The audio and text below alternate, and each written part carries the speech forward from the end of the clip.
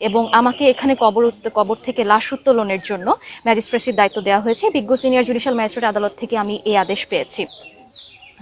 আজকে আমরা সেটার জন্য লাশ উত্তোলন করতে আসলে যে আমাদের যে ভিকটিম শ্রাবণ গাজীর বাবা এবং মা আমাদেরকে জানিয়েছেন যে তারা লাশটা উত্তোলন করতে দিতে চাচ্ছেন না, যেহেতু তারাই তার অভিভাবক এবং তার বাবা মার সিদ্ধান্তকে আমরা সর্বোচ্চ সম্মান করছি এবং তাদের সিদ্ধান্তের প্রতি সম্মান জানিয়ে আমরা কবর থেকে লাশটা উত্তোলন করছি না। কিন্তু তদন্তের স্বার্থে তারা আমাদের যত ধরনের অন্যান্য রকম তথ্য লাগবে সেসব তথ্য দিয়ে সবাই সহায়তা করবেন বলে জানিয়েছেন। এখন আমার সিদ্ধান্ত আমি তাদের কাছে প্রকাশ করছি। এখন আমার সিদ্ধান্ত বহাল রেখা ওনারা চলে যাচ্ছে।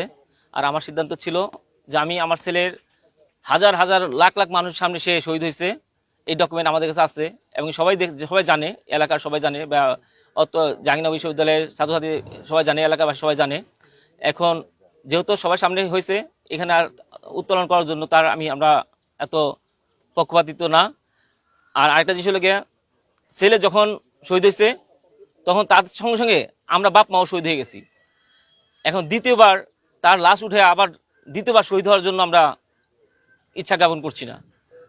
এই জন্য আমরা তাদেরকে নাকচ করে দিছি যে তাদের যদি কোনো সহায়তা লাগে আমরা সহায়তা করবো।